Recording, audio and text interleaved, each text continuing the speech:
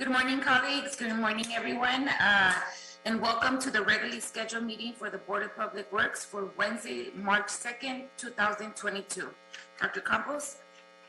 Good morning, everyone. Fernando Campos, Executive Officer, establishing roll call and quorum for today. We have Vice President Garcia, President Pro Tem Davis, Commissioners Caloza and Villegas.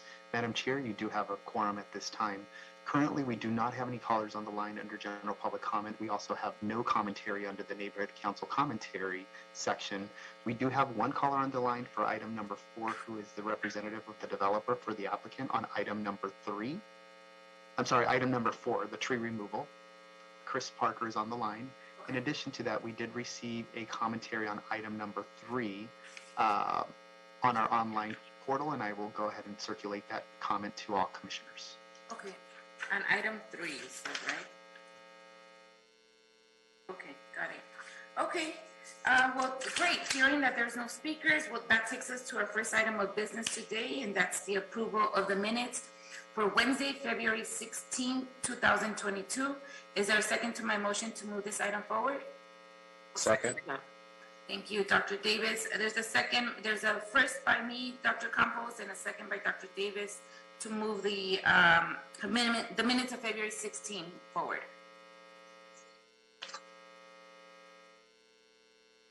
Dr. Campos, should we call roll call? Absolutely. We'll start with you, Madam Chair. Aye. President Pro Tem Davis. Aye. Commissioner Caloza. Aye. And Commissioner Villegas. Aye. This motion is adopted and carries unanimous. Madam Chair, would you like to move this forward forthwith? Yes, please. Thank you. Great. Thank you, everyone. Now this takes us to the first item of today's business. This is item number 1. This is in Council District 1. This is a budget increase and supplemental agreement change order number 58 by United Engineering and Construction, Inc. for the North Spring Street Viaduct widening and rehabilitation project phase 2. 1. Authorize $188,000 in additional contingency and approve a revised construction budget of $3,453,451.17 for the North Spring Street Viaduct widening and rehabilitation project. 2. Authorize the city engineer to issue supplemental agreement change order number 58 to United Engineering and Construction, Inc. for a not to exceed amount of $100,000 for the project to provide compensation for time-related overhead incurred as a result of supporting the adjacent shared property walls. 3. Authorize 2 members of the board to sign the supplemental agreement change order number 58. And 4. Authorize the city engineer to issue subsequent change orders under the contract up to the revised construction budget of $3,453,451.17 for the project. All right, Kevin, Mr. Gibson, what are you guys doing? Good. How are you? Good, good. How are you guys doing? Good. My name is Scott Gibson with the Bridge Improvement Division with the Bureau of Engineering. As Commissioner Garcia mentioned, I'm requesting an additional $180,000 in contingency and authorization to issue supplemental agreement change order number 58. To give a little background on the scope of this project, the project originally involved the demolition of an existing warehouse building and the extension of a street through that vacated space, and then some additional street work and street lighting improvement. After the city demolished the warehouse, the property owners on the adjacent sides of the building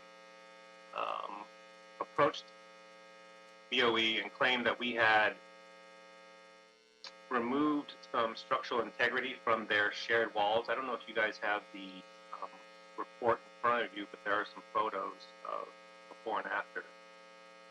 So on the west and east sides of that warehouse, we had some shared walls with the adjacent property owners. So the property owners approached us and claimed that we had removed some support. We asked our structural engineers to verify this. They agreed that while the support that we had removed was small, we did in fact remove some support. So we agreed to support or construct frames for each of those property owners to, in a sense, put back the support that we had removed.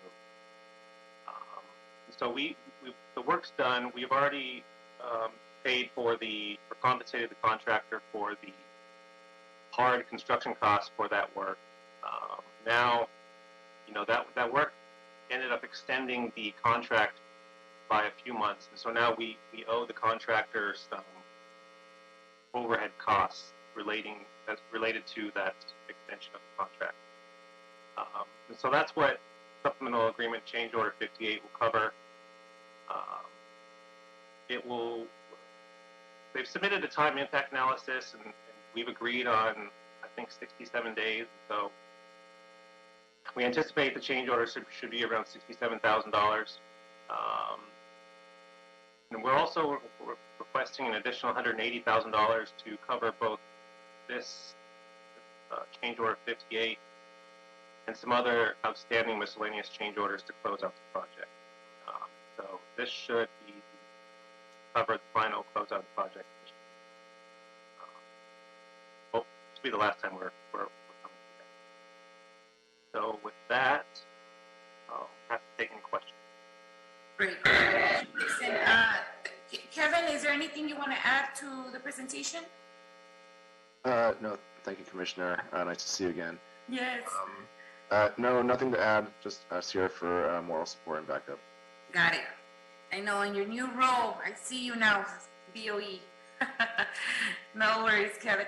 All right, colleagues, any questions on this item? We'll start with you, Commissioner Villegas. Sorry, Commissioner Villegas. That's okay.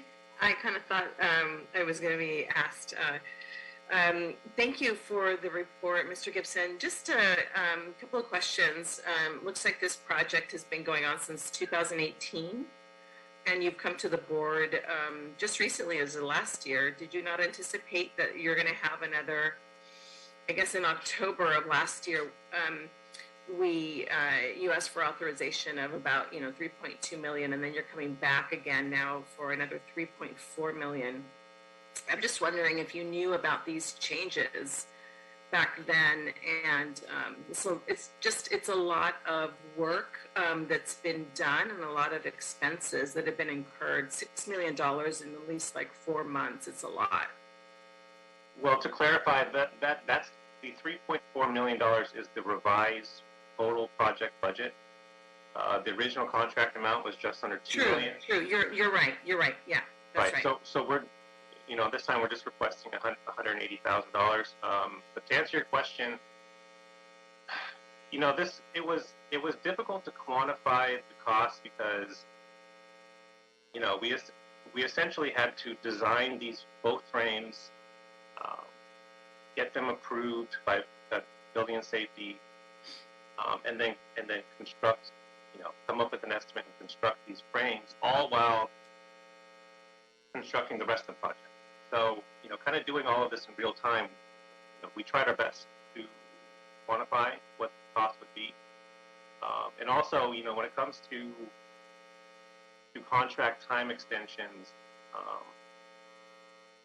the contractor submits his claim for delays after the delays are realized. And so at the time, it was difficult to quantify what those delays would be. So now that we have received the time impact analysis, we're able to, issue the delay change. Okay, and do you anticipate that this is going to be the last time that this is going to be closeout for the project? Yes, this will be. Okay, so it's about 4 years to do this project with about just a little over 1.5 just in changes. Correct. Okay. All right, thank you. I have no further questions. Thank you, Commissioner Villegas. Dr. Davis, any questions? No, I appreciate the questions of Commissioner Villegas, and I think that that was sufficient for my knowledge on the item. Thank you. And any questions, Commissioner Calosa? Thank you, Madam Chair. I don't have any questions on this item. I appreciate Mr. Gibson's additional context, and thank you, Commissioner Villegas, for your questions. I know this was a complicated project, and I know your division has also had some transitions, namely with the transition of the switch here from Shirley and Mr. Minnie here, switching from BOE and Streets LA. So thank you for your work on this, and glad that we are almost at the finish line for this. So thanks. Agreed. Thank you, Commissioner Calosa. I agree with my colleague as well, and I'm happy that we're being good neighbors as well. But I do have a question, Mr. Gibson. Can you please explain the difference between your 180,000 and additional contingency and 100? You also stated other miscellaneous items. What type of other miscellaneous items are you talking about? And can you be more specific? Yeah, we had some quantity overruns. So, for example, when we were paving the street, we had some base material. We ended up placing more base material than we had originally anticipated at the time of bid. That's one example. And then, I'll be honest, I think we were a little bit late paying him one time, and so we owe him just a little bit of interest on that, but that should be fairly minor. I don't anticipate we will be spending the entire 180,000. There is admittedly some cushion in that 180,000, but it should be much less. Okay. So it's just basically paying some extra costs that we accrued through time. Is this going to the developer? To the contractor. To the contractor, yes. Sorry, yes. Okay. Okay, and once that's paid off, so that 80,000 that you have in addition to the 100,000 of the change order, we close out the contract. Am I right? That is correct. Okay. Okay. Well, is there a motion on the table to move this item forward? Moved. Great. Moved by Commissioner Calosa. Is there a second? Second. Second by Dr. Davis. Dr. Campos, we have a motion on the table by Commissioner Calosa and second by Dr. Davis. Should we take roll call? Absolutely. We'll start with you, Madam Chair. Aye. President Pro Tem Davis, Aye. Commissioner Calosa, Aye. and Commissioner Villegas. Aye. This motion is adopted for item number 1 and carries unanimous. Madam Chair, would you like to move item number 1 forthwith? Yes, please. Thank you. Thank you very much. Thank you for that, and thank you, Mr. Gibson and Mr. Minnie, for being good neighbors to our neighbors in the community. Thank you. Have a good day. You too. Good week, too. All right, colleagues, this moves us now to item number 2 of today's agenda. This is in all council districts. It's a task order solicitation, SN-130 to Larry Walker Associates, Inc., a pre-qualified consultant list sync recalculation study. Recommending the board to 1, authorize the director of the Bureau of Sanitation or designee to award task order SN-130 to Larry Walker Associates, Inc. from the on-call consultant list. 2, approve a total budget of $500,000, no contingency, to conduct the sync recalculation study. And 3, approve the term of engagement beginning with the notice to proceed date of July 22nd, 2024. And today we have Ms. Nick Cog, all right, and Mr. Zhu here, sorry if I said that wrong, Miller, from the Bureau of Sanitation presenting on today's item. All right. Tell us what you're doing. What are we going to do? Study sync? Yep. Good morning, Madam Chair Garcia, members of the board. My name is Miller Zoe from the Watershed Protection Division in LSAN. And Mr. Garcia said, here to discuss awarding costs to conduct the zinc recalculation study. This study is a Measure W funded scientific study approved for Round 1 regional funding. We did experience some delays in receiving the fund transfers, but they were finally received this past September. So now we're ready to get the ball rolling and they're going live. this is actually the very first scientific study we submitted for Measure W funding, and that's because of this priority based on potential financial and regional impacts that they have for three of our city's main watersheds, those being Upper LA River, Bayona Creek, and Mr. Zhu, colleagues, are you guys getting a feedback too, or is it just me? No, Okay. I'm getting it as well. Okay, good. Thank you. Mr. Zhu, I think you're gonna either have to speak louder and start all over because it was really hard to hear you. okay, can you guys hear me now? Yeah, Is that better? better. Whatever you did was better. Okay, I think I just turned down my volume a little bit. That's low. And then maybe if you can speak a little louder, then we would definitely hear you. Okay. You want me to start over? Okay. I'll skip the introduction. So, like I said, the zinc recalculation study is a Measure W funded scientific study approved for round one regional funding. We did experience some delays in receiving the fund transfer past September, so now we're ready to get going, putting contract into place. This, like I said, this is the very first study we submitted for Measure W funding. That's because of its high priority based on potential regional impacts in three of our city's primary watersheds.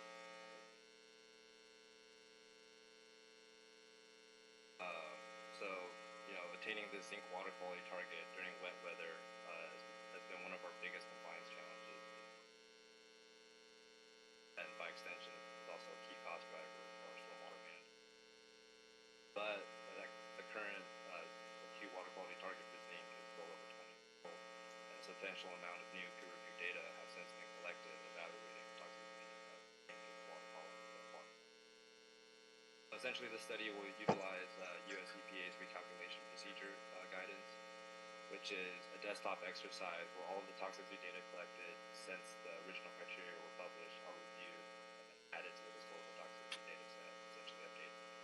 So this revised toxicity database is then reviewed and then, if appropriate, revised based on the actual local species present in these watersheds. Data set reflects actual site-specific conditions.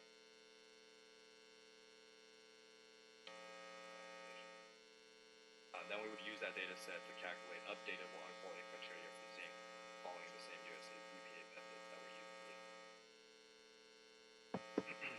And the study is important because it will allow resources to be allocated more efficiently by informing both the sizing and placement of stormwater BMP projects and supporting the attainment of water. The zinc standard is one of the criteria for protecting aquatic life in surface waters, and also a measure of compliance for various metals, total maximum taken, both the city's MPD as well. And if supported by the technical analysis, the study would identify an updated zinc water quality target that could provide the same level of protections to the local aquatic life consistent with zinc. An ultimate goal would be that the findings of these studies would be provided to the regional board.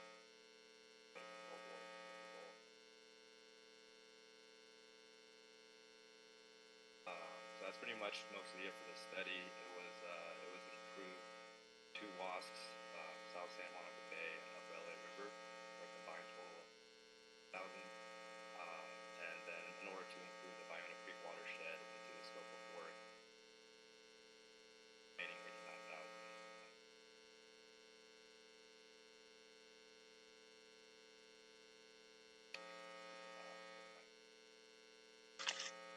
Okay. Mr. Su, I expect we're going to have a lot of some questions. It was really still very hard to hear you. Your voice was very low. I think we caught most of it. We all had your undivided attention because we're trying to listen to you. So I would, as you speak, I would really just raise your voice a little more. It was really hard to hear you. I'll put us some headphones, maybe that'll help. Okay, perfect, great. Ms. Nika, do you want to add anything to the presentation? I'm here for moral support and backup to answer any questions that Miller needs my help with. Thank you. Got it. Colleagues, I know it was a little hard to hear, and I apologize for that. But please ask any questions that you need, and I hopefully your sound is louder now, Sue. All right, we'll start with Commissioner Calosa. Thank you, Madam Chair. Thank you for your presentation, Mr. Zhu. And apologies, I'm maybe asking you questions that you went over. It was a little bit hard to hear you. Sorry about that. Oh my God, there you go. Oh, much better. Whatever you just did, you just sound like the voice of God. Whatever you did just now. Now we can hear you. What was I going to say? I noticed in the board report that there's, not any contingency added to this study. Just curious why that was and why LA San didn't budget for a contingency. I know that's typically common for all these projects. Yeah, that's a good question. I think some of it has to do with the WASC funding, but also I think just in talking to our consultant and hashing out the plan, we were pretty confident we could just get it done for this lump sum amount without a contingency. Okay. And then I think I heard a number though. Did you say it's 411,000? Did I catch that correctly? Mm-hmm. Yeah, that's how much we received from the two WASCs from the regional funding, and then to cover the Ballona Creek watershed to include it within the scope of work, we're requested the remaining 89,000 from the Measure W municipal funds. Got it. And can you just explain a little bit more why you all didn't think there was contingency needed, or you feel confident? Is this a common study that you feel like there's less risk here where there might be any delays? I'm just curious if you could just elaborate a little bit more. Yeah, well, I mean, to my knowledge, the study is going to follow a pretty set, established protocol in the U.S. EPA recalculation procedure. It's something that the firm that we selected has done before successfully, and just based on our negotiations and our strategizing, we were fairly confident that this work would be performed for just the flat sum agreed to. Okay. And then when is the study going to be completed?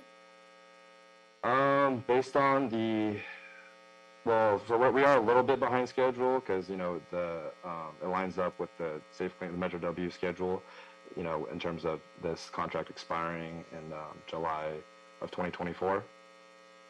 But we're pretty confident that we can make up a fair amount of the ground that were caused by the delays, mostly because it's a desktop exercise and we don't have to sample or wait for it to rain to go sample or anything like that. And a few of the subtasks within the scope of work we believe can be run concurrently to make up for a little bit of lost time.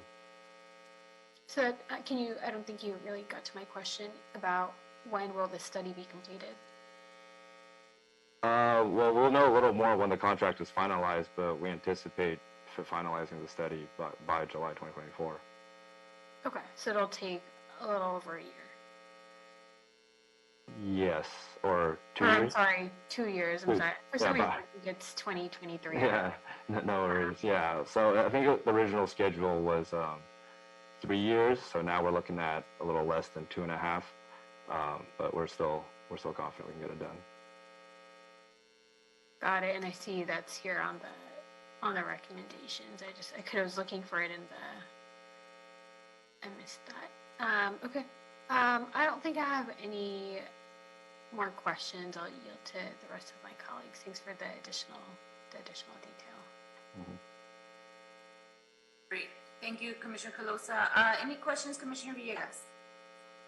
Thank you. I don't have any questions. I just wanted to just state for the record, where we received funding from LA County, that's the transfer agreement that Mr. Zhao was referring to, that was delayed, which actually delayed the start of this project, which we had anticipated to be for 3 years. So this work that they're planning on doing, it's a feasibility study on zinc. It's basically all the dust of the tires. And so they're trying to figure out what type of projects to do on I don't know which locations they are, but which types of projects to do on our roads, or alleys, or what have you, just our thoroughfares. And so that's what this work is going to entail. As chair of the Upper LA River Watershed Stakeholder Group, this was before my board, and we did approve it. So I just wanted to provide just a little bit of context. There was a delay because the LA County Department of Public Works had just started this program. And so just getting it off the ground was time consuming. That's all. Thank you, Commissioner Rodriguez, for the additional context. That makes it much clearer as well. Dr. Davis, any questions? Yes. Thank you, Zoo, for your report. The purpose of the study is what? What is the purpose of the study? The purpose of the study is to update our current wet weather zinc water quality target. Okay. And so our concern about zinc is what? What is our concern? Our concern is that right now it's a limiting pollutant in our watersheds, meaning most of our stormwater management plans are based around addressing the zinc pollution. But based on how outdated that target is, we don't think that that zinc target is very indicative of actual protective levels, and it's also just kind of like a blanket target that doesn't take into account the actual organisms and the species found in these watersheds. So we're just going to update the data set and also take a look at what organisms are in these watersheds and compare that zinc toxicity to their thresholds, the toxicity thresholds, to make sure that if we come up with updated targets, they'll still be protective of the wildlife, but they'll be much more scientifically accurate or scientifically backed compared to what we have right now. So our concern is that the zinc levels may not be as adversely impacting our organisms in the watershed. Is that correct? Exactly, yeah. A simple way of putting it is that we're updating the science, because the science that determine these levels are so old. We want to make sure we have the most accurate level that will protect the organisms and also can direct us where to build our projects and at what level, at what capacity. So we're updating the science to get the best level so we can most efficiently use our money for safe, clean water to build the right projects. Okay, wonderful.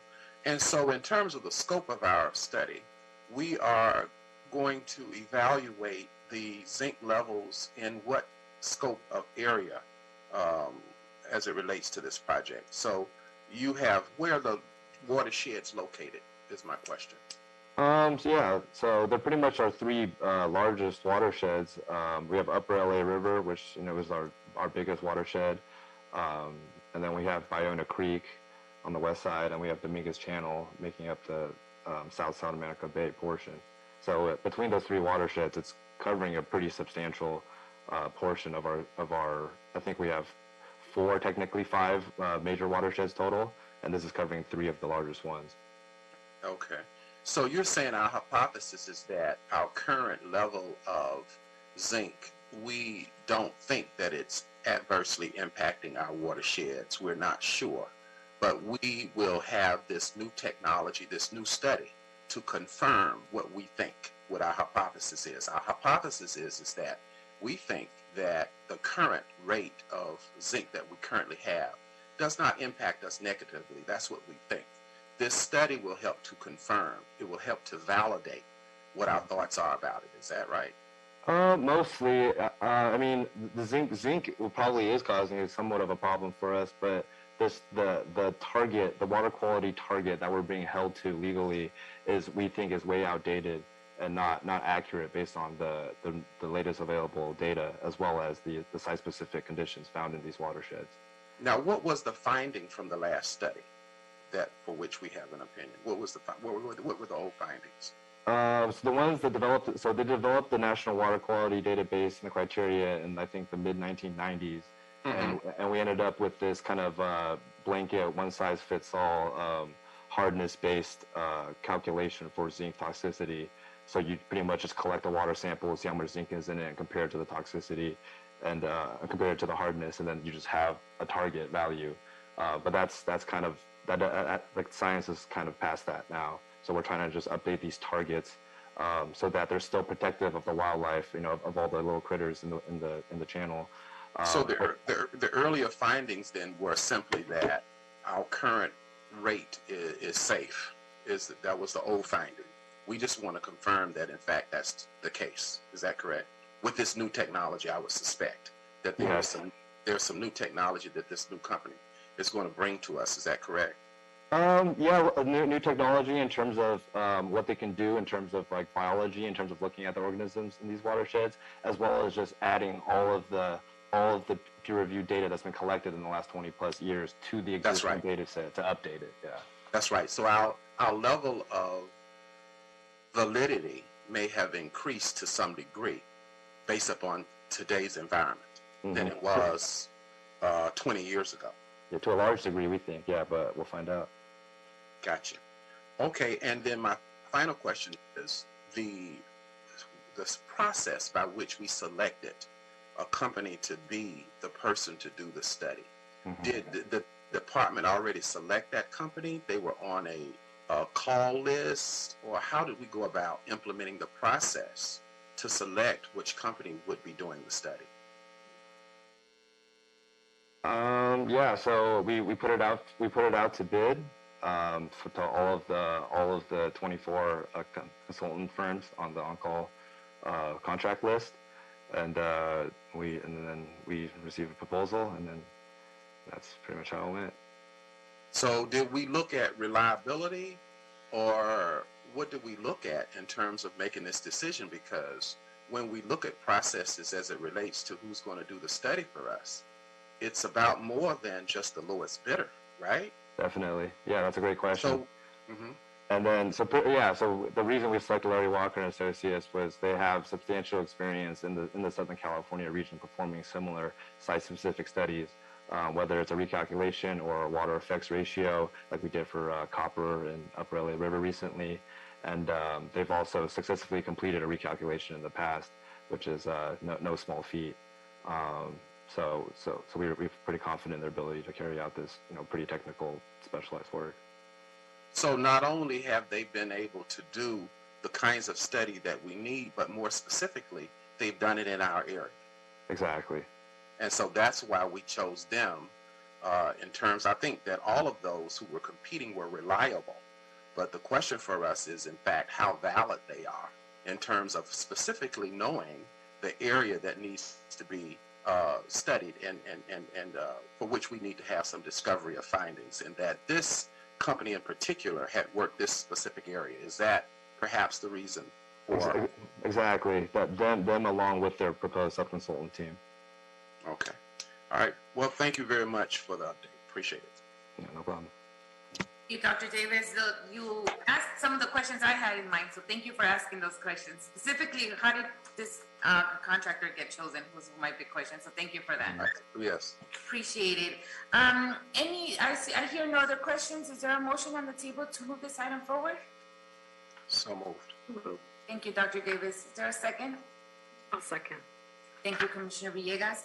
Dr. Campos, there's a first by Dr. Davis and a second by Commissioner Villegas. Take roll call. Absolutely. We'll go ahead and start the vote tabulation, and we'll start with you, Madam Chair. Aye. President Pro Tem Davis. Aye. Commissioner Caloza. Aye.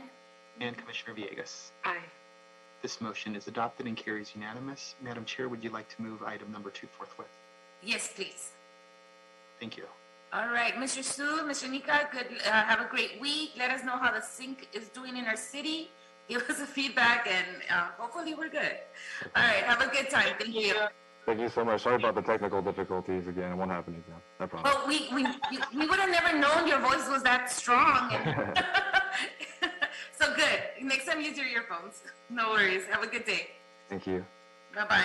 Bye. All right, colleagues, this moves us now to item number 3 on today's board agenda. This is in our council districts. It's a budget increase, an amendment to number 1, a memorandum of an agreement with the California Association of Sanitation Agencies, recommending the board to 1, authorize the director of the Bureau of Sanitation or designee to execute amendment number 1 to the memorandum of agreement to extend the term to June 20th, 2023, and increase the contract by $306,827.38 to $1,706,827.38. And we have Mr. Bagaigai. You got it right. All right. Well, yeah. All right, go ahead, Mr. Okay. Bagaigai. Yeah.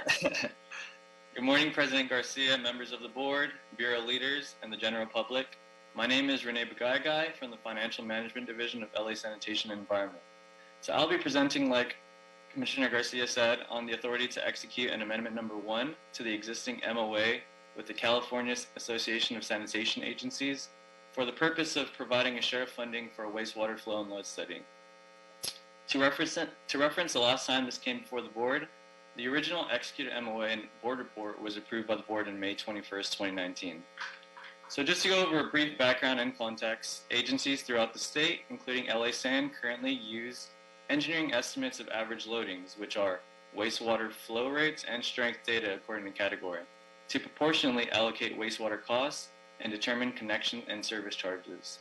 Water suppliers have established more aggressive water conservation measures in response to drought conditions, and it is prudent to review wastewater loadings and update them, if necessary, to ensure that they accurately reflect current wastewater characteristics.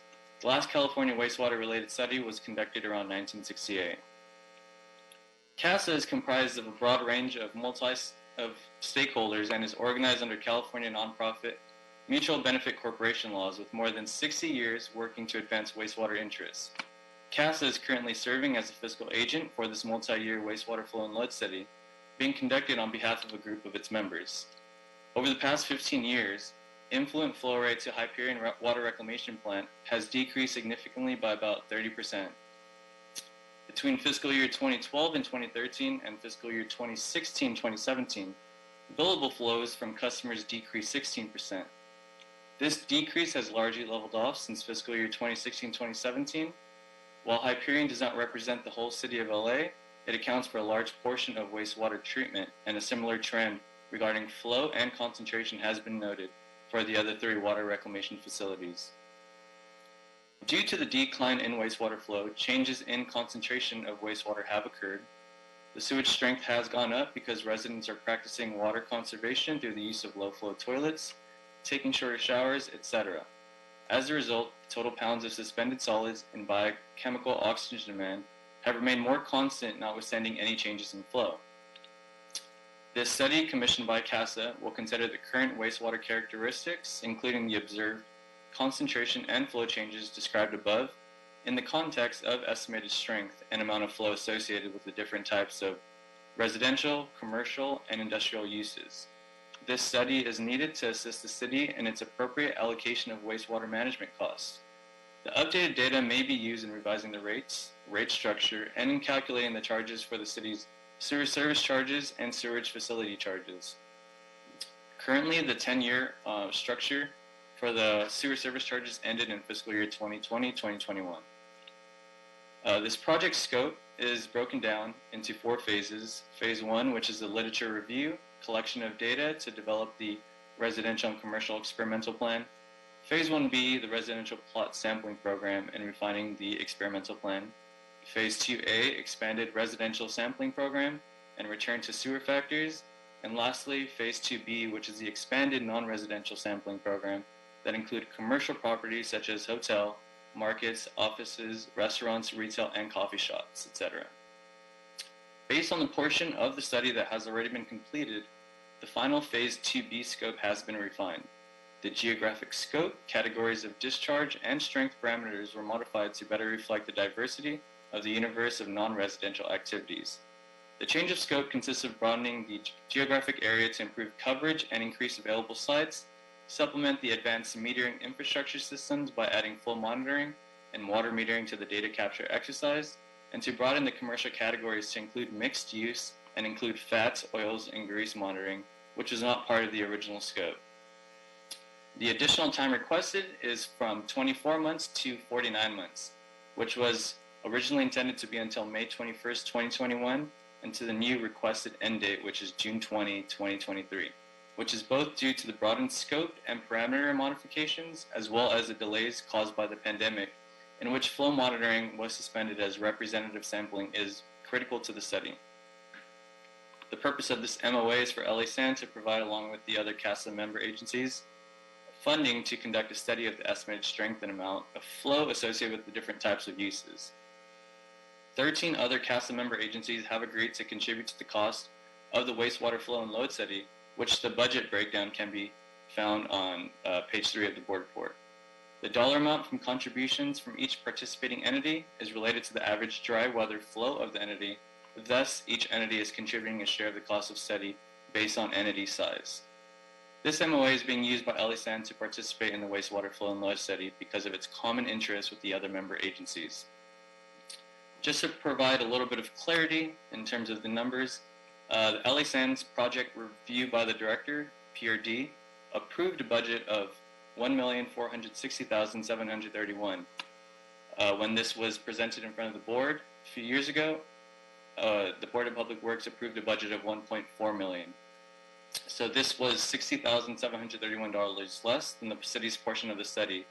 It should have been the same amount, but it was less by a typo or error. These documents and numbers can be found in the attached transmittals provided. And so finally, we were asking the board to authorize the director and general manager of LESAN or designee to execute the amendment number 1 to the MOA to extend the term to June 20, 2023 and increase the contract by $306,827.38 to a total of $1,706,827.38. With that being said, I conclude my presentation, and my colleague Adina and I are open to any questions or comments that you may have. Thank you for your time and attention. I know it's a little bit of information.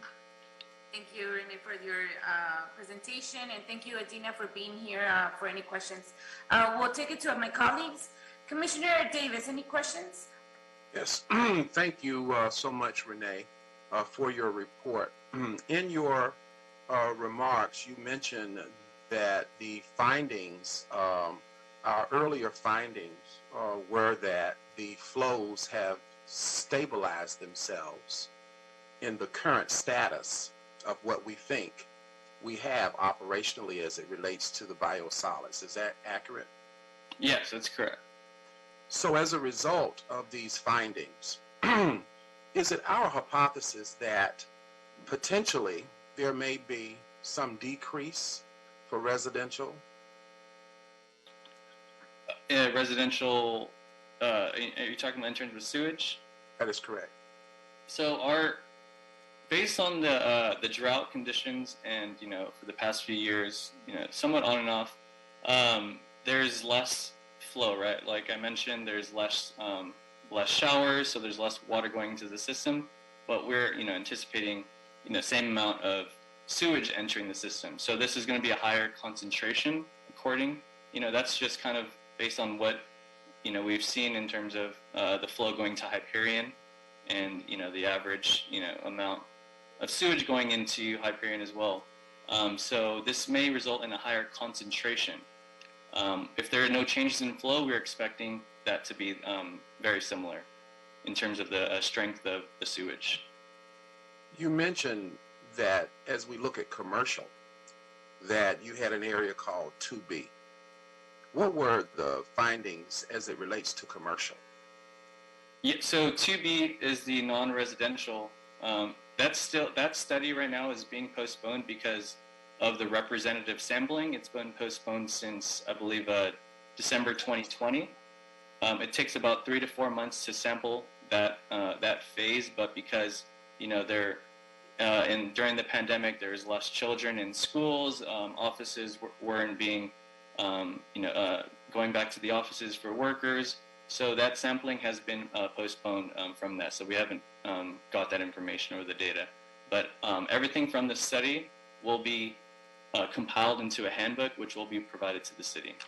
Mm-hmm. So when you say mixed use, are you talking about the addition to fats and oils being tested as well as the normal scope? So mixed use, we're talking about, maybe strip malls that have a few different commercial stores. It can include water stores. It could include restaurants. There can be, single-family dwellings for apartment complexes as well. So that's what we're referencing in terms of the mixed use. I see. Now, and when we talk about the addition to the scope, this proposal, this motion that you have before us, is a request for an extension to add additional scope of testing fats and oils. Is that correct? Yes, that's correct. Yes. And in doing so, um, we have in the past not obviously measured fats and oils. So by doing so, we feel that we will have what? A more comprehensive assessment of what? Yes, assessment of the particular composition of the wastewater. And I don't think that, uh, correct me if I'm wrong, Adina, but fats, oils, and grease, I don't believe has been in their general scope, but for any of the industrial users or permits, I believe that that is being monitored for such high strength users. Mhm. So the reason for us specifically choosing fats and oils as a part of broadening the scope is because of what? Just to get a more accurate depiction of the composition of the wastewater. For fats, oils, and grease is it can be harmful going into the sewage system. So that it's just an extra criteria, along with what we use currently for the city. The city right now uses for their sewer rates two main compositions, which is the biological oxygen demand and the total suspended solids. There are other strength parameters that will be found in the study that we can be able to use, but those are the two main uses when we revised our rates in 2010. So is it true that the level of fats and oils could have an impact upon the flow? Yes, I believe so. Okay. And so you're asking for $300,000 extra to the existing contract to be able to broaden the scope, to add the testing of fats and oils to what we do. Is that correct? Yes, that's correct. And there's when they're coming across the phase one part of the study, there are a few challenges in variability when they test the sewage, not only just with the flow, but with the strength and the locations.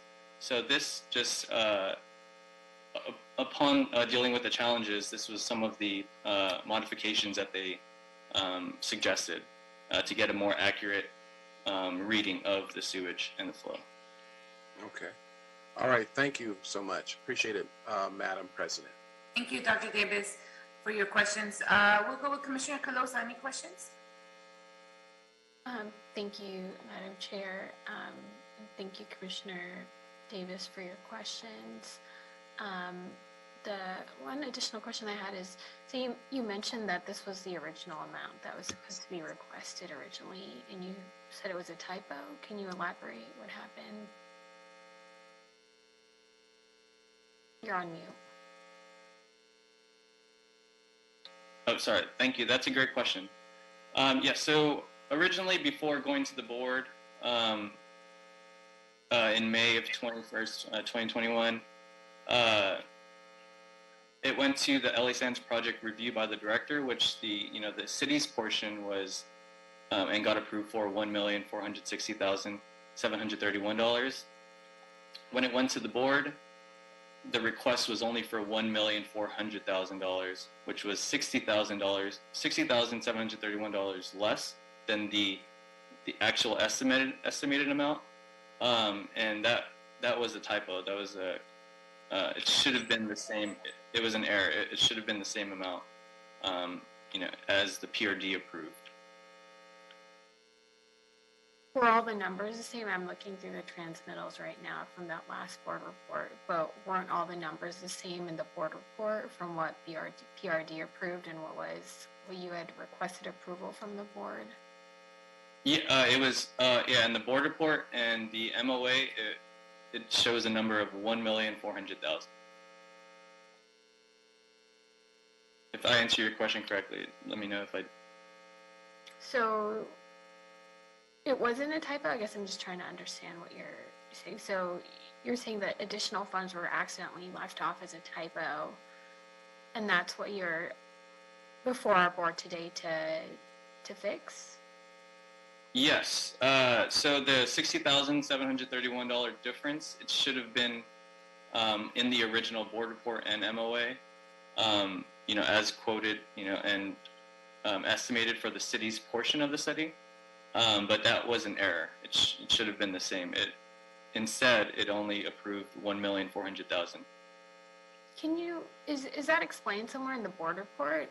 I guess I'm trying to better understand and read what you're explaining, because I don't see it in the board report. If there was an error, that's something that, we should clarify, I think, in writing, especially if this is something that you're trying to correct so that we can follow the different numbers that you're sharing. Is that somewhere in the board report that you can point me to?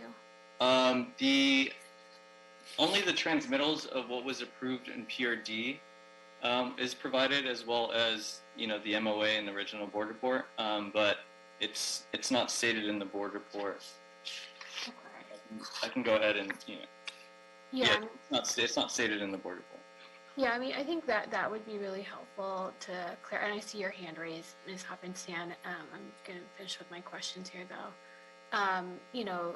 Just for, especially if it's something like this, like a typo, right? And we're here before the board to correct it. It would be helpful so that it's not just in the oral report, so that we can really understand what happened. So that I'm not here like trying to jot down all these different numbers that you're throwing at us to see where it is. And I know you mentioned the other transmittals were mentioned, but we understand that some of these things happen, right? Like we've gone through many items where the board is trying to work with our bureaus, of course, to make corrections, to go back, to make sure projects get across the finish line, but just making sure that we explain that in our forthcoming and transparent in the board report, I think, is important. And Ms. Hoppenstand, were you trying to add something?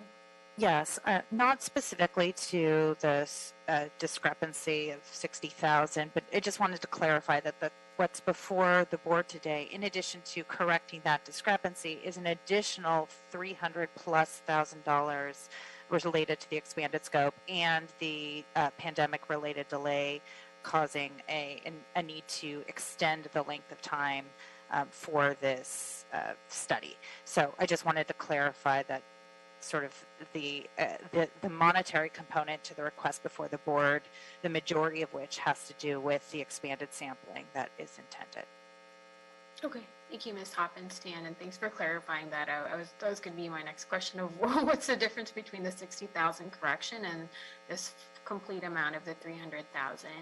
I'm not sure if you need some time or how we can reflect that, but I do think it's helpful to explain somehow.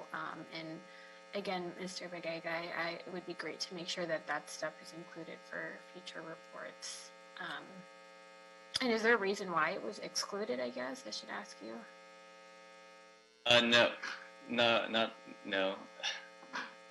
There's not a reason why, and I will be sure to include that in future reports, and okay. that information is clearly in context. Okay. I'll need the rest of my time. Thanks for the additional information. Thank you, Commissioner Calosa. I would prefer that too, that it's always very transparent. So if you guys can really make an effort, and Nadine, I would hope that you contribute to that, making very transparency. Just want to make sure that everything's out in the open so that we're making good decisions. And then lastly, I'm going to ask Commissioner Villegas, but I also have a couple of questions and things that I think we need to amend. Commissioner Villegas? Thank you. I don't have any questions. I just appreciate my colleagues' questions. I was going to ask similar, so I appreciate that they've asked them. Thank you. Great. Thank you. Yes, it makes it very hard when we're the ones fishing and looking for stuff when it's not making sense and when things are not clicking, and we only have about we see it here and we read it. So just please, as transparent as possible as we can be is what we prefer at the board.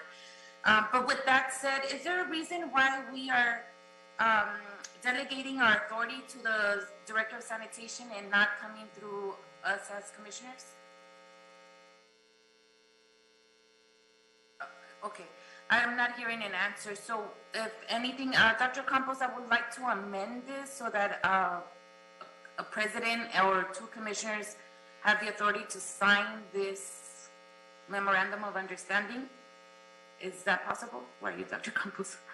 Yeah, I'm here, Commissioner Garcia. Madam Chair, I apologize. Yes, absolutely. Your board has the discretion to make a recommendation to adopt this item as amended to replace the Director of Bureau of Sanitation or designee with the President or two members of the Board of Public Works to execute the amendment. In addition to this, Commissioner Garcia, for your consideration, the Amendment number 1 does recommend to extend the term of the contract to June 2023. That would make this a 4-year contract. Therefore, that may trigger council approval and mayor approval. Ms. Hoppenstan did refer to the pandemic, and there is, I believe, a 1-year extension, but I believe, Ms. Hoppenstan, you can correct me if I'm wrong, I believe the council delegated the 1-year extension automatic during the pandemic to the general managers, in this case, the Board of Public Works. This is actually a 2-year extension because the contract expired in May of 2021. So therefore, there may be some discussion around that topic. So I would recommend, 1, to amend recommendation number 1 to authorize the president or 2 members of the board to execute amendment number 1, subject to the mayor and city council's approval if the pandemic approval authority from the council does not apply. Any issues with that, Mr. Bagaigai and Ms. Hoppenstan? No issues. I would defer to Fernando's counting of the term. I haven't double checked that. Okay. Yeah, and Commissioner, if I may interject, we'll take a look at this. The recommendation is if necessary, so we can take a look to see if it's necessary. The recommendation of... To have the council approve. Oh, got it. Okay. Colleagues, are you comfortable with this item? Yes, could you clarify just briefly again, there are 13 agencies that, based upon their level of flow, contribute financially to the service that we're acquiring to get. Is that correct? Yes, that's correct. And it's and each participating entity is based on the dry weather flow. Because LA County Sanitation District and the City of LA's average is above 200 million gallons per day, that is the reason we are contributing the highest amount. Sure, absolutely. Okay, thank you, Madam President. Sure. Thank you, Dr. Davis, for that as well.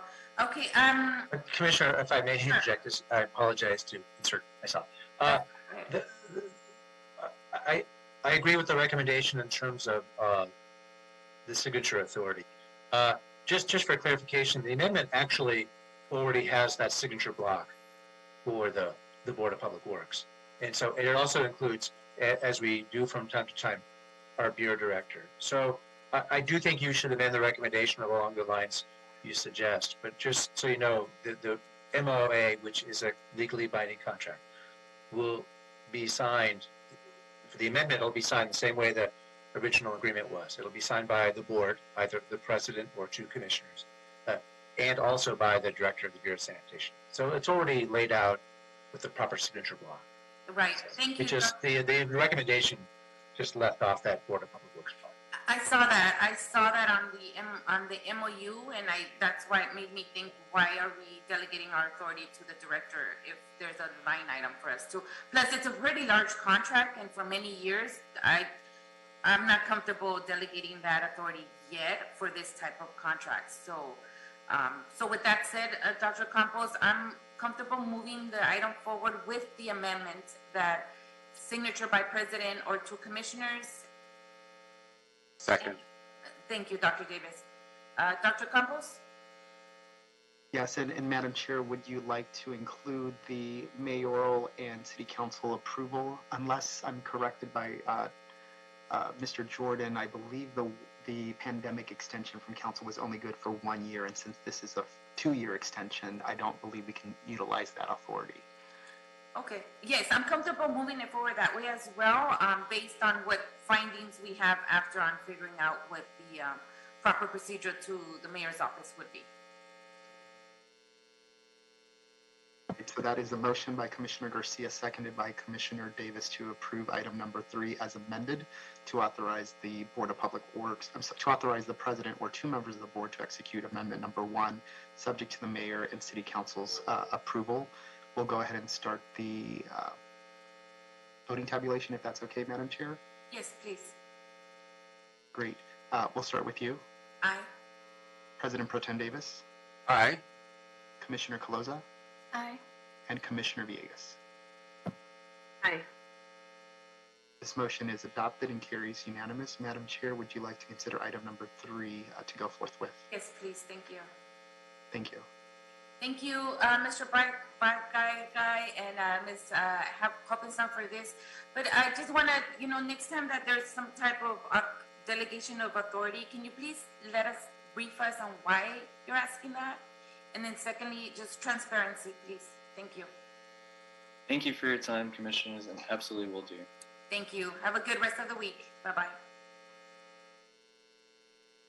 All right, colleagues, this takes us now to item number 4. Dr. Campos, I think you have an update information on this. Yes, thank you, Madam Chair. Fernando Campos, Executive Officer. There's been a request by the Bureau of Street Services to withdraw item number 4. There are going to be some modifications to the recommendations in the report that may be substantial. So therefore, the Bureau of Street Services is requesting to withdraw item number 4 at this time. They do intend to resubmit it with revised language in the future for a future board report.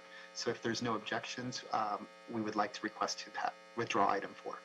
Great. Any objections, colleagues? Hearing none, we'll withdraw item number 4 from today's agenda. Thank you. Thank you. Thank you, Dr. Campos, for bringing that forward. All right, colleagues, this takes us now to item number 5. This is an item in Council District 11 by the Office of Community Beautification. This is a revocable permission to encroachment in the public right-of-way, Palisades Pride, Sunset Boulevard, and Temescal Canyon Road. I feel like I read that wrong. Let me read it one more time. This is a revocable permission encroachment in the public right-of-way, Palisades Pride, Sunset Boulevard, and Temescal Canyon Road, recommending the board to 1, authorize the Office of Community Beautification to grant revocable permission to encroach within the public right-of-way, subject to listed conditions. 2, Palisades Pride, encroachment, level, and amend soil, install irrigation, hardscape, and plants on the median island located at Sunset Boulevard, just west of Temescal Canyon Road in Pacific Palisades, Council District 11. 2, authorize the city engineer to issue a no-fee revocable permit for work to be performed. 3, authorize the city engineer to issue a no-fee A permit for work to be performed. And 4, authorize the Office of Community Beautification to request the Bureau of Contract Administration to provide a no-fee inspection of the project. And today we have Mr. Valito presenting on this item. Mr. Valito, please go ahead. Thank you. Thank you, and good morning, Madam Chair, Commissioners, and Mr. Executive Officer, Jerry Valito, Assistant Director of the Office of Community Beautification. This will be the first of 2 Adopt a Median projects that I'll be presenting today. This first project has been highly anticipated for the last 3 years. It is being spearheaded by Palisades Pride, a 501c3 nonprofit organization that relies solely on local community donations to fund its various community and beautification projects. The goal of Palisades Pride is to enhance and beautify public spaces within their community, increase the quality of life in their neighborhood, promote community involvement through landscape and streetscape projects, promote a sense of ownership by community members through local donations, and infuse the landscape of the city with color, culture, and creativity. The project site is a median island located at the intersection of Sunset Boulevard and Temescal Canyon Road in Council District 11. The site will undergo debris clearance, the soil will be leveled and amended, irrigation systems, hardscape, and plants will be installed, all pursuant to the plans that have been reviewed and approved by the Bureau of Street Services. Palisades Pride foresees the project to be completed within 3 to 4 weeks after permit issuance. They are longtime partners with the contractor, Sequoia Lawn Care Service, who will double as the installer and maintenance entity. The contractor's insurance information has been uploaded to the city's Quick Comply website. Palisades Pride has already installed other successful medians that have been improved and are currently being maintained, including the medians at Sunset and Marquez, Sunset and Monument, and Sunset and Chautauqua. Palisades Pride has agreed to adopt and maintain this improvement and shall adhere to the conditions as provided in the approval. At this time, I'd like to request that the board approve this project so that we may proceed with the permitting phase. Great. Thank you, Mr. Valido, for that. Any questions, colleagues? We'll start with you, Commissioner Villegas. Thank you. I don't have any questions. I'm good with this item. Thank you. Thank you. Commissioner Calosa, any questions? Thank you, Madam Chair. Thanks for your presentation, Mr. Valido. Just curious if any the applicant or the nonprofit is on the line. Like to give them an opportunity if they are to say anything. Sounds like if they've been working on this for a long time, they may have a word or two. Yeah, I always try to encourage them to join. Unfortunately, John Patton, who is the individual that has been working alongside myself and Bureau of Street Services, had a meeting that goes until 1 p.m., so he could not, unfortunately, join us today. Okay, well, thank you for trying to get them on the line. I don't have any questions on this item. Thank you. Thank you, Commissioner Calosa. And Commissioner Dr. Davis. Yes, I have no questions either on this particular item. Thank you. Thank you. Commissioner Villegas, did I ask you already? I'm sorry. Okay, got it. Jerry, quick question. There will be planting plants, no trees on this median. Is that right? Yeah, that's correct, Commissioner. From what I saw from the plans, they did submit a plant list to Street Services, which was approved, and I don't remember seeing any trees. I believe it's all smaller vegetation. Okay, got it. Okay, I don't have any other questions either, Mr. Valido.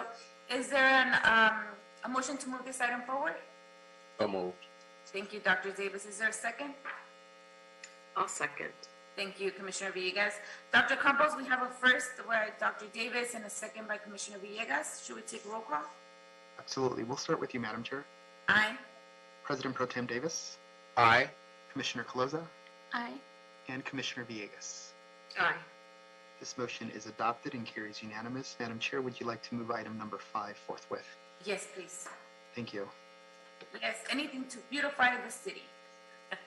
All right, Mr. Valido, let's move on to your second item. This is item number 6 on today's agenda. This is in Council District 4, a revocable permission to encroach in the public right-of-way on Oaks and Bronson Canyon Improvement Fund, Bronson Avenue and Canyon Drive. Recommending the board to 1, authorize the Office of Community Beautification to grant revocable permission to encroach within the public right-of-way, subject to listed conditions to the Oaks and Bronson Canyon Improvement Fund. Encroachment, installation of landscaping and irrigation on the traffic circle located at the intersection of Bronson Avenue and Canyon Drive in Council District 4. 2, authorize the city engineer to issue a no-fee revocable permit for the work to be performed. 3, authorize the city engineer to issue a no-fee permit for work to be performed. And 4, authorize the Office of Community Beautification to request the Bureau of Contract Administration to provide a no-fee inspection of the project. Mr. Valido? Thank you again, Madam Chair. The second project I'm bringing before the board today comes to us via the Keep LA Beautiful grant program. The Oaks and Bronson Canyon Improvement Fund was recently made a recipient of the KLAB grant, which will be used towards the completion of this project. The majority of funding for this project, however, comes from donations by residents of the neighborhood and local community groups. In 2021, the Oaks and Bronson Canyon Improvement Fund, a 501c3 nonprofit, headed by LA resident Alexander Von Weckmar, was able to complete the construction of a neighborhood traffic circle in Council District 4, located at the intersection of Bronson Avenue and Canyon Drive. This replaced what used to be a plain and unsightly expanse of concrete and asphalt. The new circular traffic island covers an area of approximately 800 square feet and features a decorative street light at its center, which has already been approved by B permit. The light pole will be surrounded by rows of attractive plants, emphasizing the flow of traffic around it. A timer-controlled irrigation system will provide the landscaping, with the already installed water surface being supplied by LADWP. The landscaping will beautify the intersection and create a welcome site for community residents, as well as for thousands of visitors who pass through that intersection every month on their way to Griffith Park at the end of Canyon Drive. A member of the organization will visit the site at least once a week to ensure that all plants are getting well established. After an initial time period of 3 months, the site will be cared for at least once every 2 weeks. The Oaks and Bronson Canyon Improvement Fund has agreed to adopt and maintain the improvement and shall adhere to the conditions as provided in the approval. The adopted median plan has been reviewed, the plan has been reviewed and approved by the Bureau of Street Services. And at this time, I would also like to recommend this project for approval by the board in order to proceed with the permitting process. Got it. Thank you, Mr. Valido. We'll go with the questions. Dr. Davis, any questions? No, not any on this item either. Thank you. Commissioner Villegas? Thank you, Mr. Valito. I don't have any questions. Pretty comprehensive report. I'm glad the nonprofit did all of their due diligence. Thanks. Right. And Commissioner Calosa, any questions?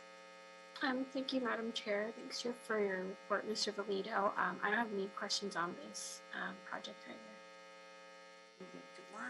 Thank you, Mr. Valito. Again, thank the nonprofit for taking lead on this, and I'm happy that they participated in our KLAB program as well. So happy to contribute that. That's part of our projects, colleagues. So yay to us. All right. Of course, into the Office of Community Beautification and every member and the neighbors and everybody. But it's nice to be able to contribute to beautifying parts of the city. So thank you for that, Mr. Valito, for taking on this project also. With that said, I don't hear any objections. I'm moving this item forward. Is there a second to my motion to move this item? Second. I'll second. Thank you. Dr. Campos, we have a first by me and 2 seconds by Dr. Davis and Commissioner Villegas. Can we take roll call? Absolutely. We'll start with you, Madam Chair. Aye. President Pro Tem Davis. Aye. Commissioner Calosa. Aye. And Commissioner Villegas. Aye. This motion is adopted and carries unanimous. Madam Chair, can we move item number 6 forward forthwith? Yes, please. Thank you. Great. Mr. Valito, you can let them know that they can continue with the project now. Great. Thank you very much, Commissioners. Have a great day. You too. Have a good week.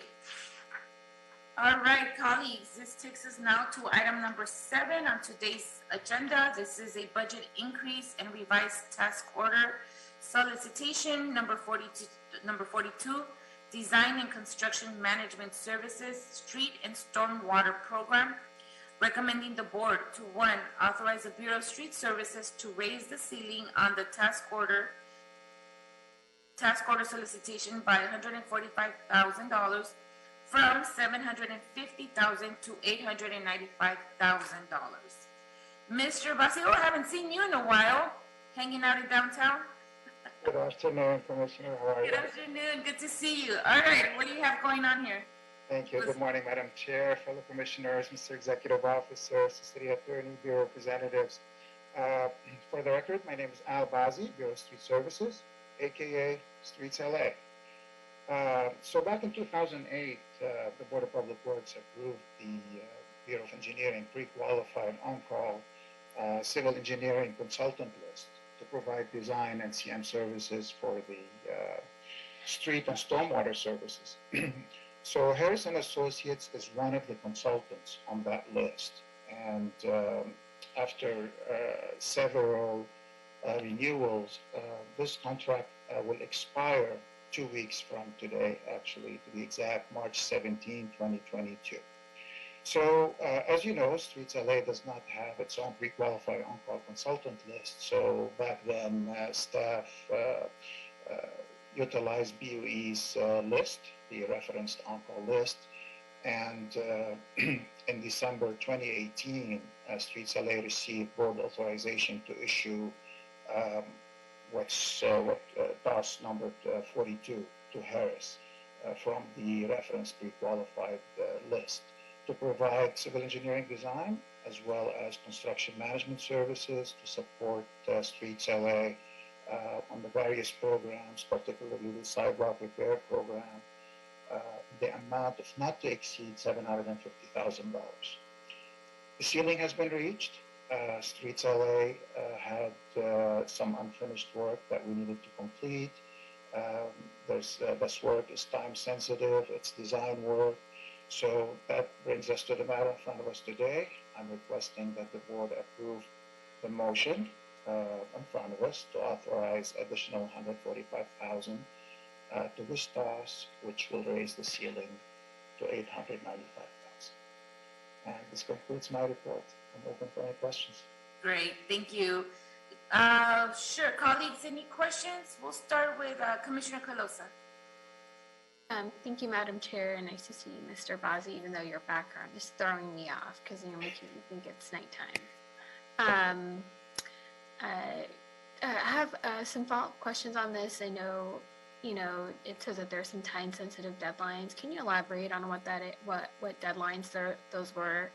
And also just because, this is a motion, right? We don't really get the details that we would normally.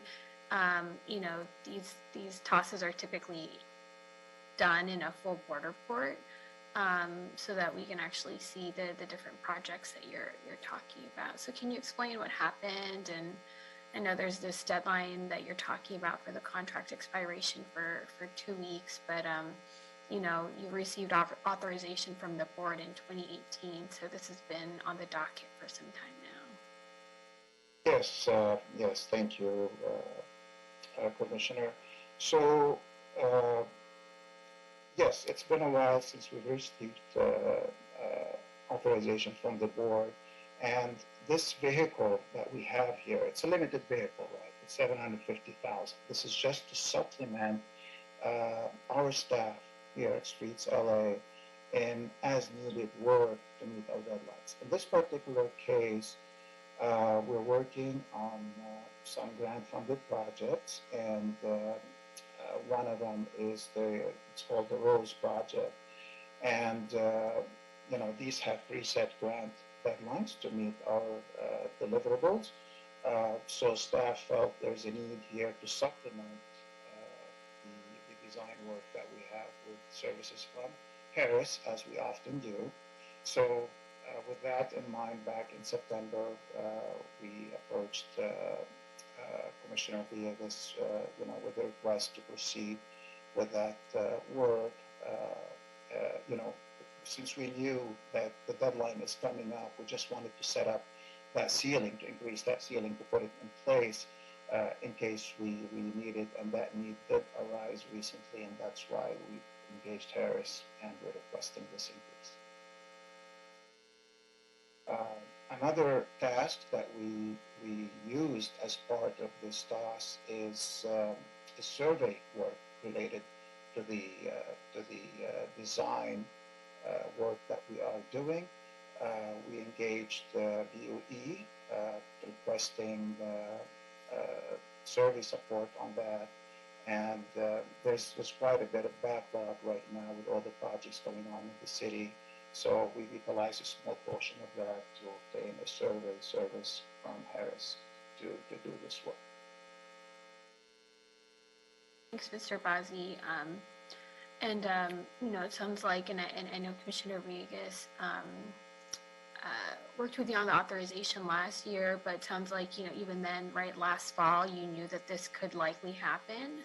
So I think, just moving forward, if you know that this would have been a possibility, right, that's why you asked for the authorization last year, I would have just wanted this to actually be a board report, like how we would for all the other tosses that we approve, where we get all the details of these projects. I know it's,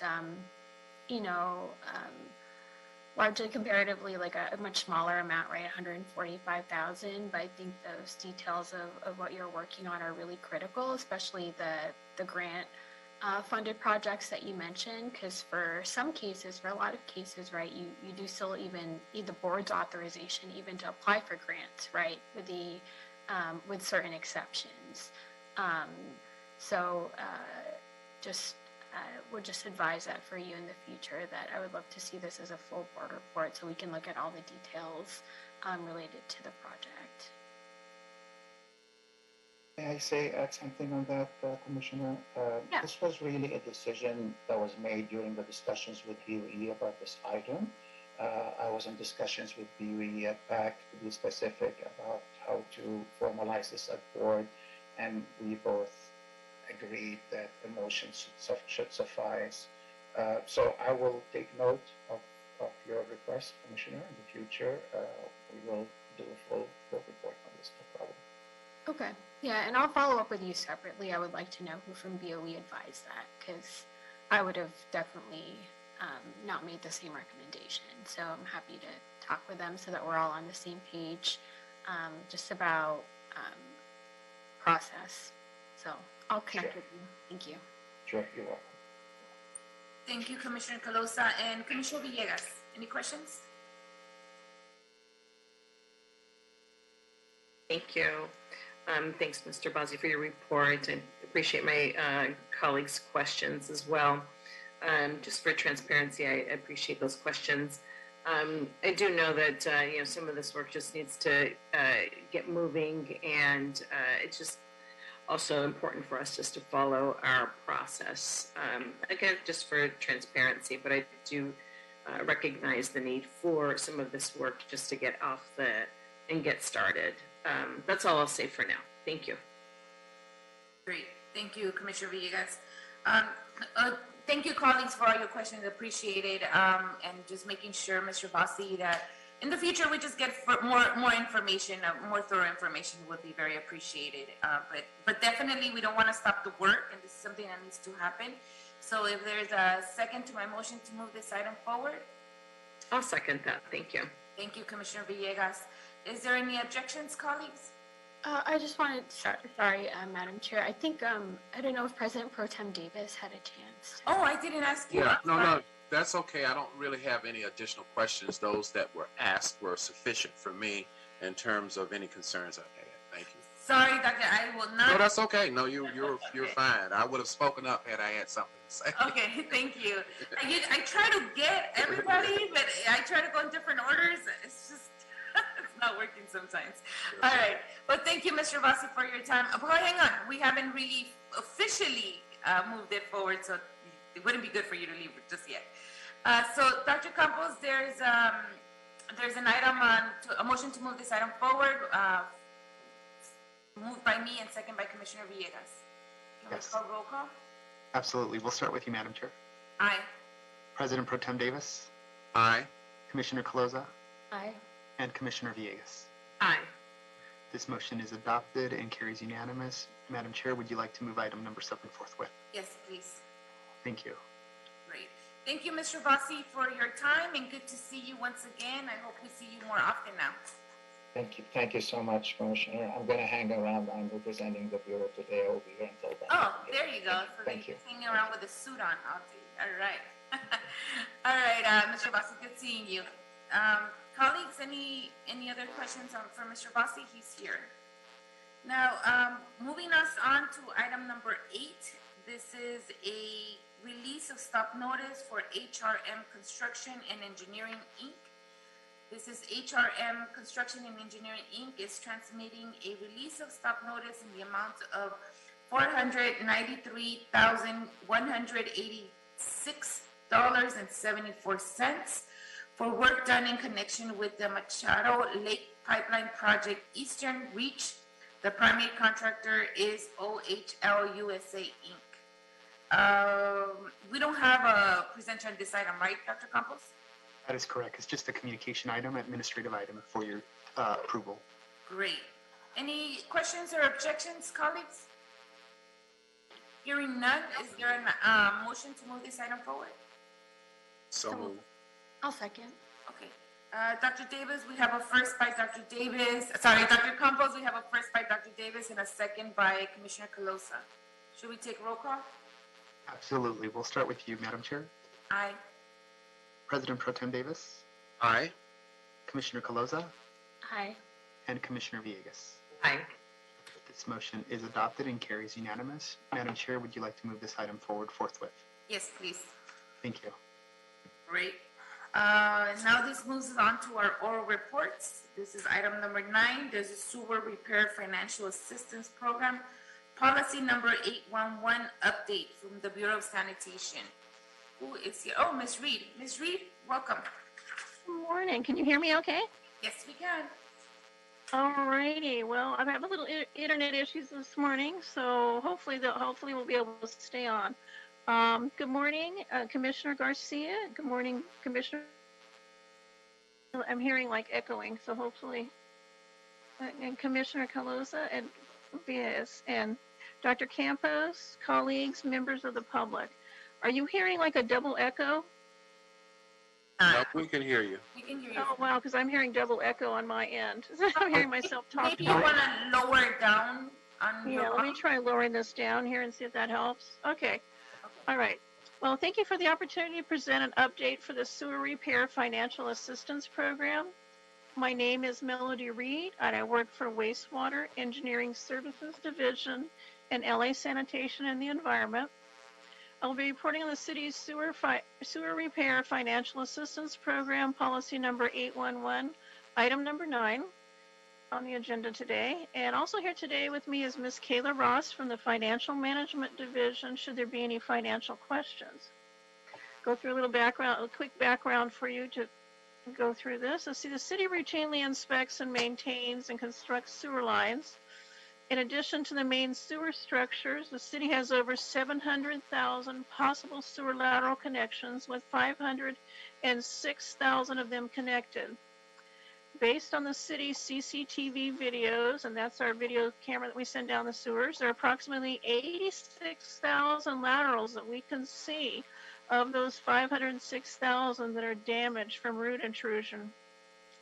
So in the developmental phase of the program, we looked at several types of programs, from loans to grants to rebate programs to help properties connect their, this is just some of the examples, septic systems to the municipal sewer, provide rebates to eligible properties to pay for the cost of the installation of a sewer backwater valve to prevent sewer backups, or to help them with ailing sewer laterals that can potentially cause sewer overflows, which is not good for the city or environment as well. As a rebate program for videotaping the laterals and one for the sewer repair seem to be the best fit for the city and its ratepayers. As part of a sewer service charge adjustment at the instruction of council, 0.5% of the rate adjustments from April 6th, 2012 to June 30th, 2016 was set aside for this program. And talk about who qualifies. The rebate program is available to all ratepayers in good standing with their sewer service charge accounts, as evidenced by what's on their DWP bills accounts. There are 2 rebates, one for the videotaping, and we call it CCTV, of their lateral, and that's up to $300 for the cost of that, and one for the repair of the sewer lateral of up to $1,000. This program we've collected during that time period that I mentioned earlier. They collected approximately $36 million and allocated for this program. And per the city attorney, LA San can only spend $1.2 million per year. So at this rate, the program will last approximately 30 years at the rate we're going here. And the $1.2 million was allocated per fiscal year, except for the first year, which is we're doing it's about 6 months. This figure was calculated by determining the annual direct and overhead costs for the city spent on damages to the wastewater collection system caused by root intrusion from private sewer laterals. Let's see, we launched this program just recently on January 3rd of this year. We have a website and online application portal. Our LA Sands Customer Care Center and the city's 3 Brand 1 operators can answer general questions from the public. We've given them a 1-page summary of routine questions. We also have a dedicated group email to answer questions for applicants to send in their CCTV video or other documents if they're unable to upload them or give us a link to their video, and to facilitate workflow and progression through our automated system for our online application.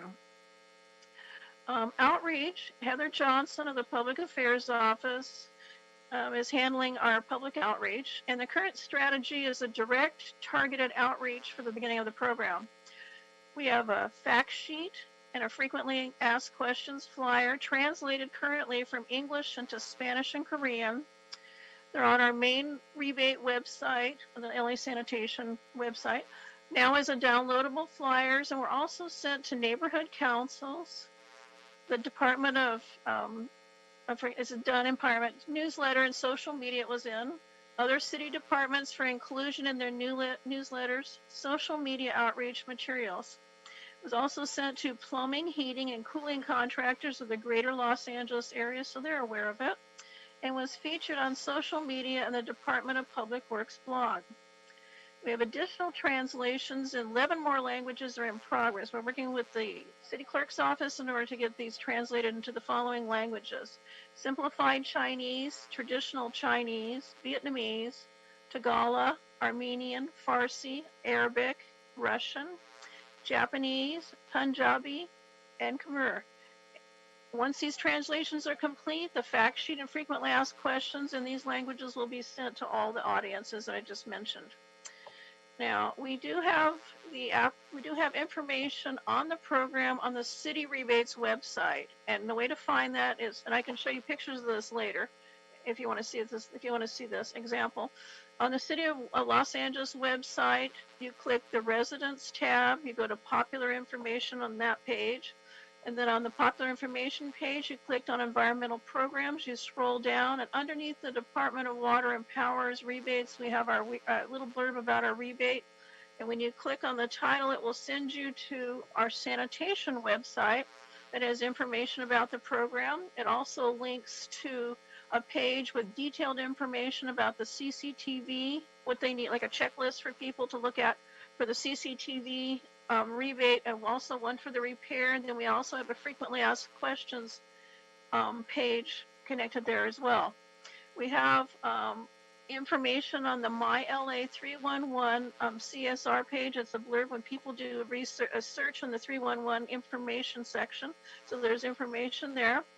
The one-page summary for the customer care center, the My 311 I keep hearing myself talk double here. 311 operators, we have a page summary for them, and I can show you all these things that I'm telling you. We have a fact sheet about what is a lateral. Most people have no idea about their sewer lateral, and one about roots and the problems roots can cause with their laterals. We have a fact sheet for a flyer that I mentioned previously, a frequently asked questions flyer. For those who don't have internet, we have a paper copy of the CCTV, that's a videotaping rebate, and the repair rebate applications. And I can show you all those, and I can show them at the end if you want, because I'm concerned about the internet. But unfortunately, I've been bumped off twice during this meeting, so that's why I'm speaking a little quickly too. So far, we have 7 applications since the start of the program, January 3rd this year. From our data from Building and Safety, we did research years ago, there's approximately about 1,000 sewer lateral repair permits taken out each year. So we expect more interest in the program as time goes on and we continue to do more outreach. At the end of the fiscal year in June, the program will be reevaluated with information-based process improvements. And just to let you know, this has been a joint effort between our division, which is Wastewater Engineering Services Division, Financial Management Division, Information Control Systems Division. They're the ones that did our online application and also the website. Information Technology, they took care of our city blurb on our city website about the rebate. Customer Care Center, the My LA 311 operators, met with them. The risk manager who looked at our waiver and release of liability to make sure we're looking out for the interests of the city as well as the customer. The city attorney's office, the public affairs office, which took care of the outreach. And I want to thank you for allowing me to present this update. I will hand it off to Kayla. I don't know if she was able to get on, but to discuss additional details about the financial portion of the program. And Kayla and I will be happy to answer any of your questions. So have a great day, and if you have any questions, and if you want to see me to show you pictures of the website and that, I do have that keyed up. Hopefully it will be able to show you. I'm new with Zoom, so if you want to see it, I can try and show you. But I have it keyed up as a tab, so I don't know if you'll be able to see it or not. But if you have any questions, or if you'd like to see the images, I can show you. Great, thank you, Mrs. Reed. Who did you say was here in addition to you? On this side? Kayla Ross. I don't know if she was able to click on. I don't. Kayla Ross is not on the line. This is Fernando Campos, Executive Officer. Kayla Ross is not on the line. Okay. And I'll try and answer her questions. She's on chat with me on my other phone. I've got two devices going to make sure I don't lose you guys. I've gotten bumped off twice during the meeting here. So. Great. Thank you, Ms. Reed. Colleagues, if you need the additional person from sanitation, just let us know, and then I guess we can transmit it through you, Ms. Reed, if that's okay. Are you guys okay if we show what you want to show us? Let's try to show it. I know I can that try Dr. and show it. Let me see if I can do this here. I don't think quite yet. Dr. Campos would have to give you access. Oh, I see. Yeah. Okay. Melody, you should get an invitation to make you co-host. Once you are co-host, you should hover towards the middle lower side of your screen and you'll see a green icon that says share screen. Oh, okay. You can click on that, and then the only thing I will ask you is there's a red button with the word end to the right. Stay away from that button. Do not press the red okay. button. Just Hopefully click I won't touch green. it. The Okay. green button is okay. Okay, let's see if we get anything here.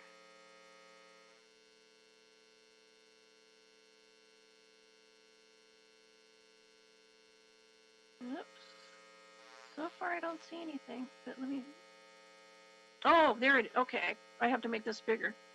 Okay, I have to share screen and then make you guys small again. Okay. Let's see if I can get this to work here. Post disabled participant screen sharing. Uh-oh. We're all learning. No worries. I know, this is totally learning here. I know. I don't know if it... Let's try this again. Okay, share screen. Melody, I'm going to try one more thing since you're signed in twice. That's why you're probably getting the echo. I'm going to go ahead and make the second sign in as co-host and see if this works. You should get an invitation in about 5 seconds letting you know that you're a co-host. Well, maybe I could turn off my phone because it's actually hanging on here. At least I'm hanging on here. I'm not dropped again. If you want, I can probably turn off my phone and maybe... You know what we could do? So maybe you can send that link to us, commissioners, and then we can kind of see it ourselves. Would that be okay, commissioners? I'm getting yes. Yes. Okay, let's do Listen, that. guys. After today's meeting, just right after, send us the link and we can all kind of go in it. And then we have questions, we'll reply to you through that email. Oh, okay. If you want, I can send you, like links to everything so you can take a look at it because it's a picture tells you everything. Exactly. And if you see anything you have questions on, feel free to share with us. And it says, Kayla, she said she's talking, but nobody can hear you. Nobody can hear her. So, no. No worries. We'll get it together. I think that would be better because I know it's kind of... that way you can take tricky. a look. What I'm having, because you guys are glitching, you're kind of there and then you're kind of disappearing partially. So our internet's not as good as I'd like it to be. You want to know who your internet provider is? Kidding. No, we don't. No, don't sign up with that. I think it's where I'm located because I'm out in the country, and the phone service went out too. Oh, wow. Okay. No worries. Send us that email right after, and then we'll take a look at it. If we have questions, we'll ask you via email. Okay? Commissioner Garcia, I'm sorry to interject again. If I could suggest perhaps she can send that information to our executive officer, Dr. Campos, and then he can share it with board members in a Brown Act appropriate way. Thank you. That would be great. Perfect. Okay, perfect, Ms. Reed. Thank you for your report. Let me see if there's any questions. Colleagues, any questions for Ms. Reed? No, thank you for the report, Ms. Reed, and we look forward to getting the links for further inquiries if we have any. Welcome. Sorry I couldn't sell it, but we'll show it to you, but we'll get it to you. We'll get it to you any way we can. Got it. I think Commissioner Calosa, you have a question? Not a question, just a comment. Thank you, Madam Chair. I just wanted to thank you, Ms. Reed and LACN for all your efforts to translate the documents in multiple languages. Just wanted to commend you all. I know we're still in the middle of putting together our city plan and, of course, working with all of our departments and teams about how we can implement our citywide language access policy. But LACN is already taking steps towards those efforts, starting with this program. And so I just wanted to thank you and commend you on that. And I would also love to highlight your program as one that's moving forward. If you have anything in writing, I know it sounds like you're reading off of a report. Feel free to share anything with Dr. Campos. Oh, no, I wrote it. Oh, okay. Yeah, feel free to share. I wrote it so I won't forget and won't stray, and and I gave it a copy to other colleagues in case my internet went down again, so that they could read it. It's my notes. Yes. Got it. Okay. Well, thank you again for taking those steps, and just wanted to commend you and LASAN on that. So appreciate it. All right. Well, thank you. You all have a lovely day now, and thanks again. Thank you, Ms. Reed. Have a good weekend, and thank you for being here with us today. Bye-bye. All right, colleagues, I think that's the end of today's agenda. If there's any objections, we can just officially adjourn today's meeting. Thank you. Did we need an update on LaGloria? Is that the wrong agenda? It wasn't on today's agenda. Funny, I was just thinking about Friday. That's scheduled for this Friday, March the 4th. Oh, okay. Like an internal clock we have here. Okay, yes. Yeah. All right. All right. Thank you so much, colleagues. We'll see you guys. And today's meeting has been adjourned. Bye-bye. Thank you. Thank you.